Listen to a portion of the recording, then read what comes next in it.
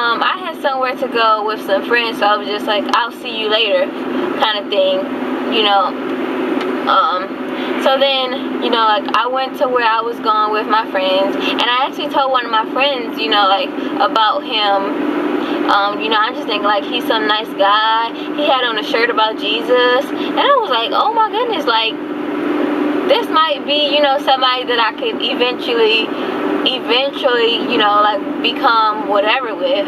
I wasn't picturing myself at the altar with him at this point, but I was like, you know, while he's fine, he knows Jesus kind of thing. So then, like, once I get done with my friends and we go out to eat or whatever, then I go back home, and since he lived, like, not far from me, it was, and especially since Miles wasn't home, I felt like it was nothing for him to come back over and finish watching whatever we were watching or whatever. So he did, and we sat back on the couch and just chilling watching TV, even though I didn't really know him. Like, I felt like I knew him because I knew his friend, and I knew, like, people who he hung out with. So it was like, oh, that's just, you know, that's just John. But that's not just John, because you don't even know John like that. You just know John's friends. So he's back to, like, sliding his hand on my inner thigh and, like, on my legs and stuff. So I'm just like, you know, like, kind of still just like just brushing it off, and he's like more and more gradually getting more. He never got, like, fully aggressive, but it was still just like he never stopped, even though I, like, pushed his hand away. So then once he, you know, like, actually forced his hand into, like, my private area, then it became like, no, stop. And he just kept saying, you know, like, just relax, like you doing too much kind of thing, like, just chill, just relax. So as I stated, like, at this point I'm home by myself. Even if Miles would have been there, what would he have, you know, what would he have been able to do? I don't want to scream because you don't know John like that. So John might low-key be a killer. You already see that he's, like, a rapist. So at this point I'm just like, I don't really know what to do.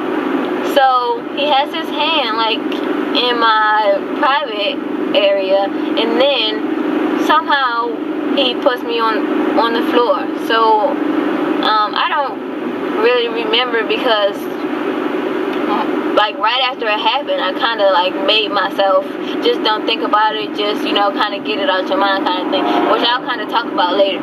So once I'm on the floor, I don't want to be, you know, like, too graphic, but at the same time I feel like I need to be, because this is something that I just feel like it needs to be discussed, you know, like, real raw reveal kind of thing. Because I saw something on Facebook the other day. It was like a study that was conducted with high school students, saying, you know, like, in what condition or what would be the reason for a guy to keep going even after a girl has said stop. And it was, like, several things on the list, and it was like, well, if he's taking her out or if she's let him on kind of thing, which I didn't feel like I was doing any of those things, especially since I said no.